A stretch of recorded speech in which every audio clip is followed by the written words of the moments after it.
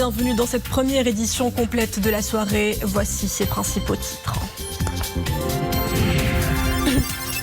La réputation du Maroc dans le monde en 2022, une étude à grande échelle dévoilée au grand jour par l'Institut royal des études stratégiques. Le rapport met en exergue l'évolution favorable de la perception de l'image du Maroc chez l'opinion publique internationale. Les forces mais également les insuffisances à combler. Nous en ferons le décryptage avec notre invité, le professeur de droit et politologue Moustapha Sahimi. En ce 10 octobre, nous jetons la lumière sur la condition de la femme au Maroc, code de la nationalité, Moudawana, code de la famille. Si de prometteuses réformes ont été initiées, il reste encore bien du chemin à faire sur la route de la parité.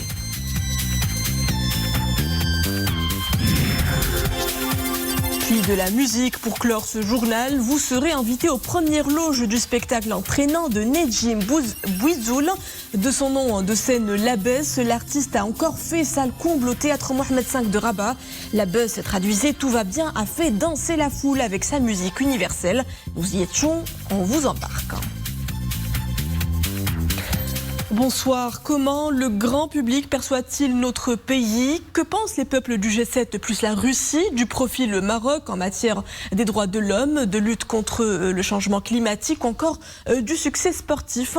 L'Institut royal des études stratégiques a sondé l'opinion publique internationale sur la réputation du royaume, les forces, les faiblesses de son image. Un travail de terrain mené pendant plusieurs mois dans un contexte international tendu. Le rapport établi par Réputation Lab pour le compte de l'IRES vient d'être rendu public. Mohamed Etlishgar nous en fait un round-up. Au cours de la décennie 2012-2022, la réputation du Maroc s'est progressivement améliorée, passant d'un niveau bas en 2015 avec 44,4 points à un niveau modéré en cette année 2022 avec 48,6 points.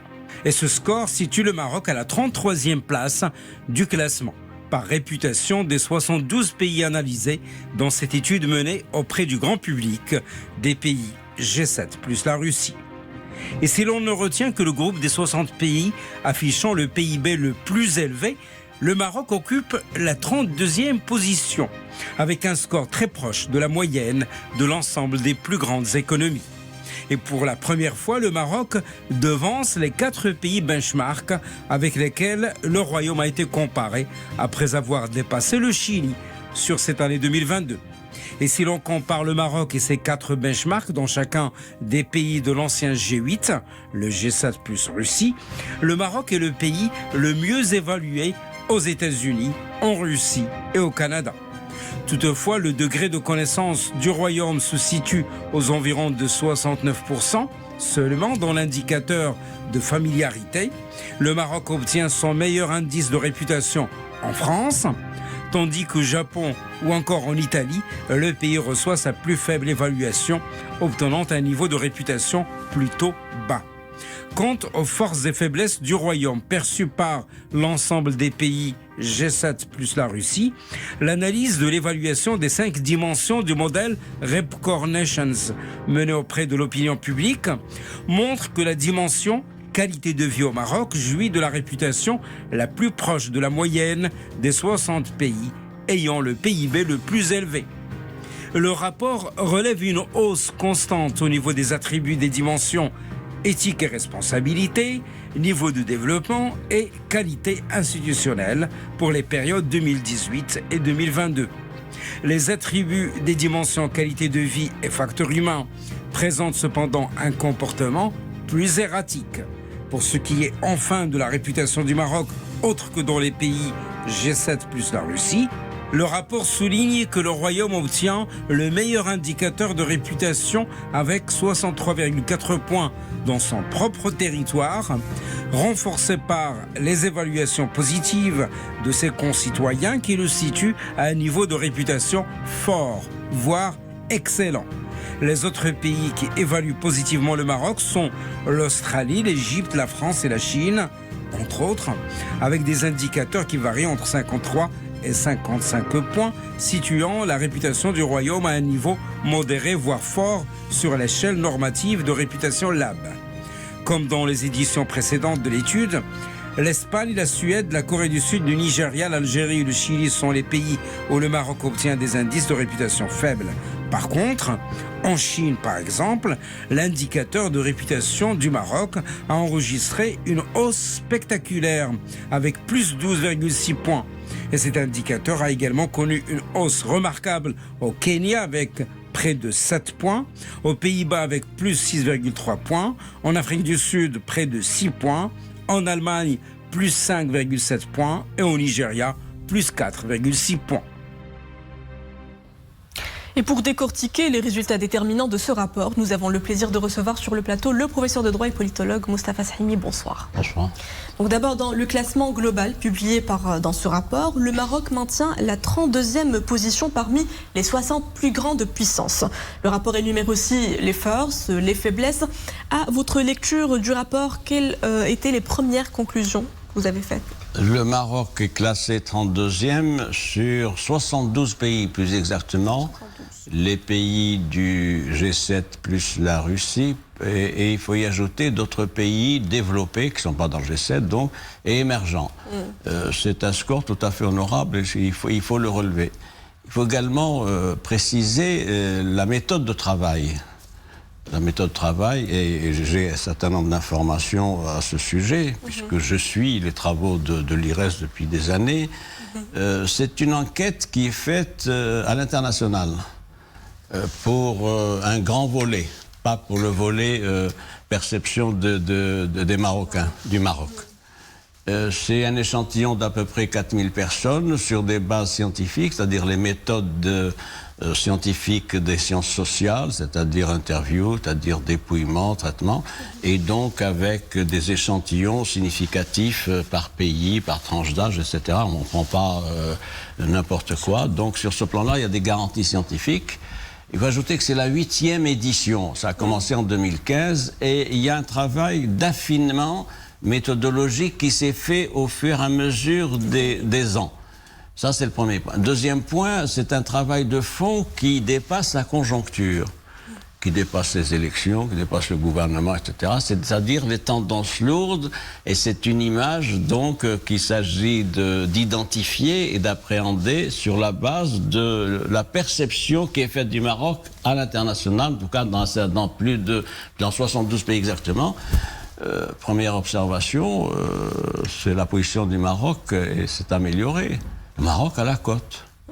La cote, il y a un certain nombre d'indicateurs qui ont été donnés, qui sont intéressants, donc une bonne perception, une bonne réputation au niveau des pays du G7, de la Russie, ailleurs dans les pays développés, moins dans d'autres, etc. Mais en tendance, c'est une amélioration de l'image et il y a là une capitalisation.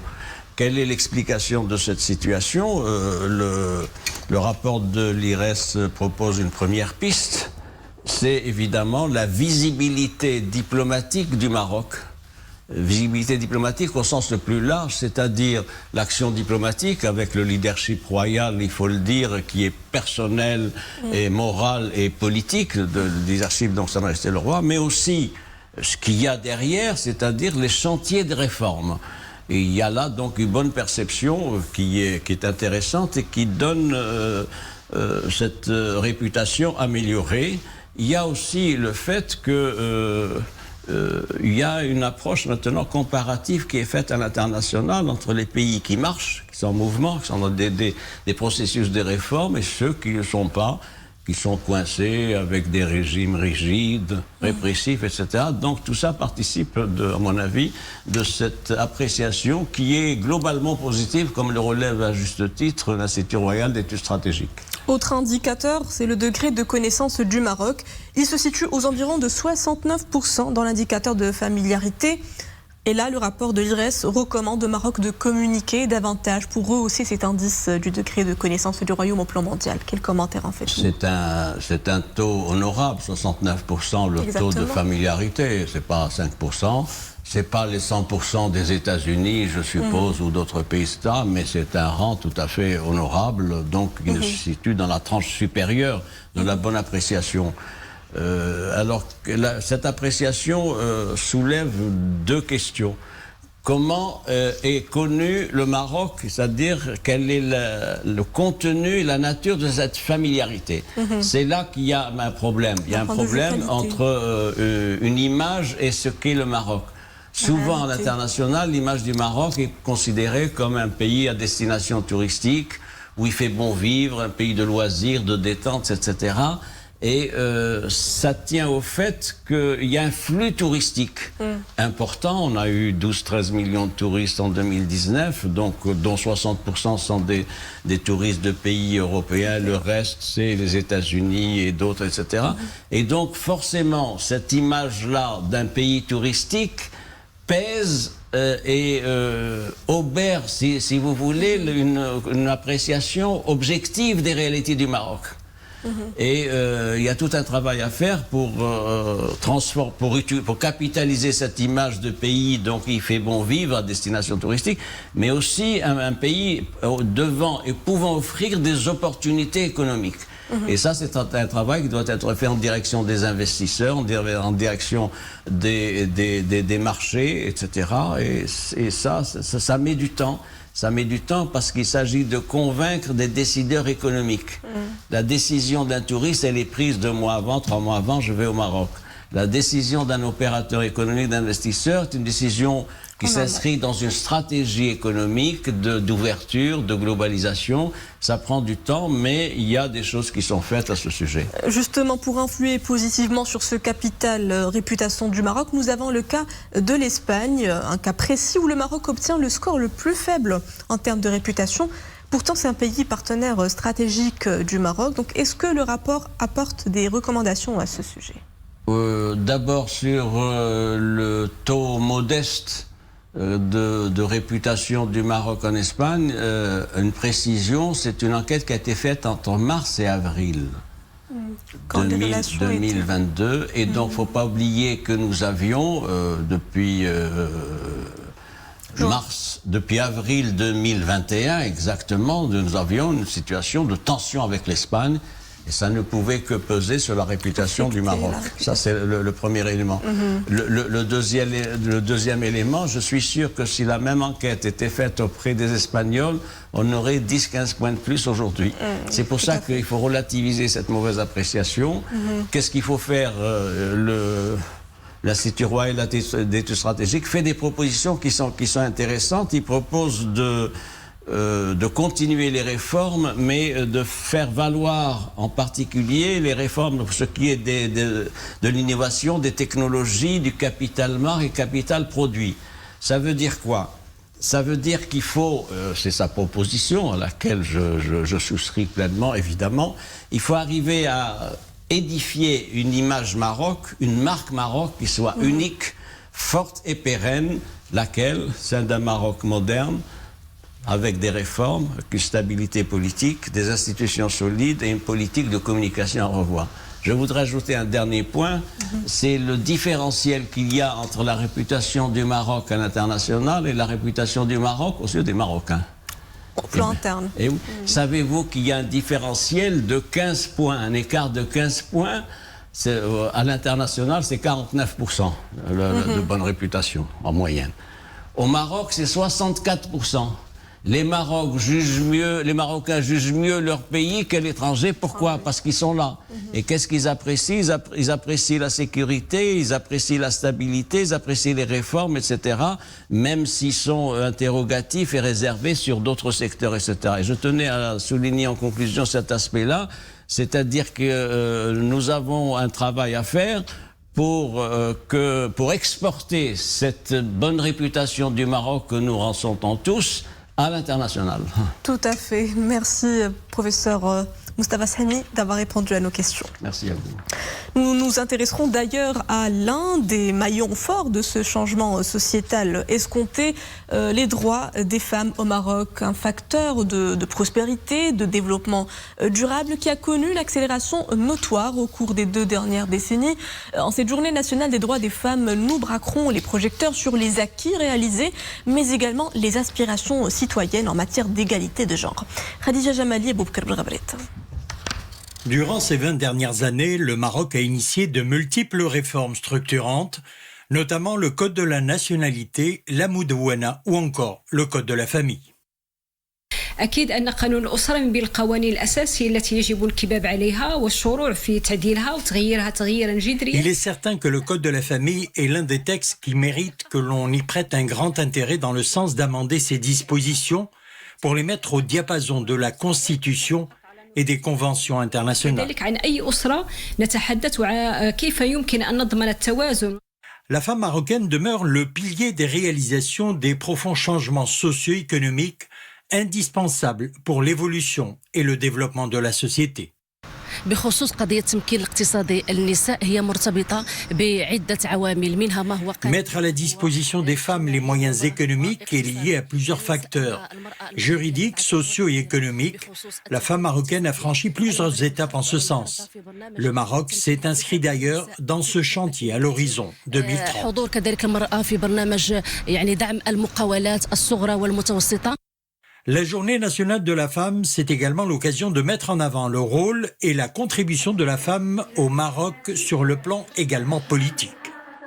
مشاركة المرأة في المجال السياسي وفي الحياة السياسية هي ضرورة حتمية يفرضها يعني واقع. Plusieurs initiatives impulsées par Sa Majesté le Roi, dont le Code de la famille ainsi que les différentes stratégies politiques publiques en faveur des femmes, traduisent la volonté du Maroc de réaliser l'égalité et l'équité entre les deux sexes, tant en matière de droit d'accès aux ressources et d'opportunités économiques qu'en termes d'influence politique.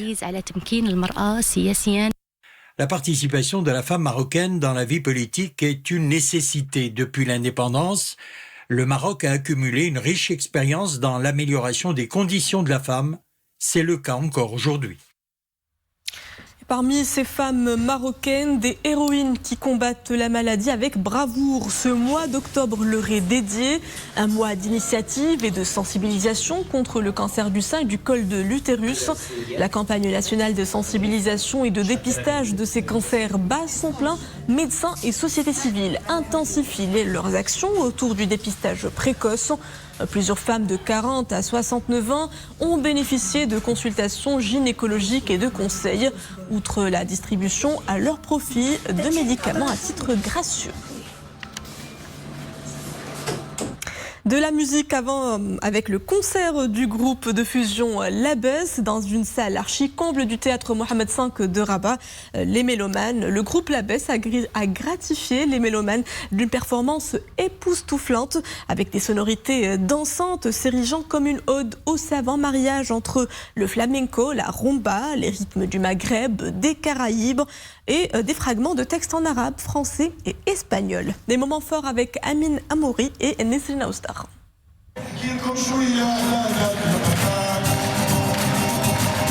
Nedjim et sa bande, c'est bien plus que des musiciens. Ce sont des destins croisés dans des contrées lointaines. Un désir de fédérer à travers la musique. Une invitation à réfléchir à ce socle commun qui nous rassemble, notre humanité. Les textes sont puissants, l'écume d'une inspiration, souvent nocturne. J'écris la nuit. Moi, je suis un gars de nuit. Donc voilà, j'aime bien, j'aime bien contempler tout ça. Donc je me prépare un peu et je mets un peu d'encens, tout ça et voilà. Les textes après, c'est chacun a une version, chacun a sa vision, son truc. Moi, j'ai l'impression qu'il faut mettre l'antenne. Et il faut attendre, et à un moment donné, tu captes un peu le signal, et bah, ça sort et t'écris ce qu'on te donne.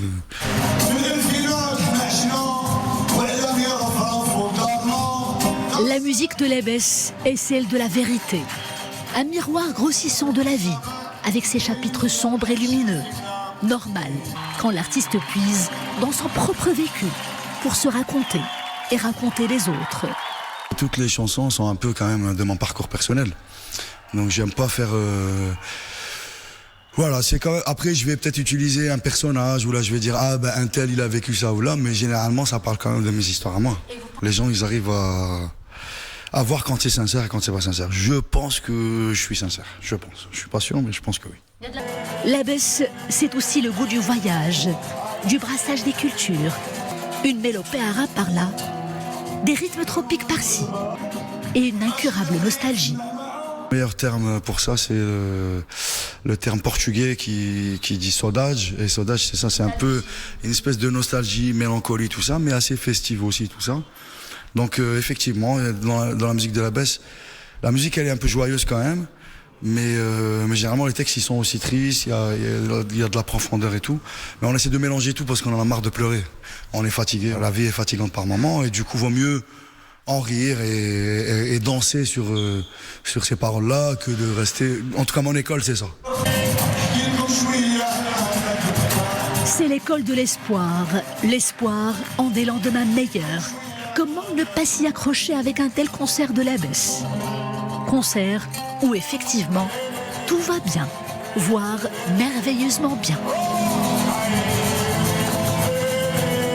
Tout est bien qui finit bien et c'est ainsi que s'achève cette édition. Merci à vous de l'avoir suivi. Le retour de l'information à 21h avec le journal Al Raïsia. Très belle suite des programmes à tous sur Al Oula.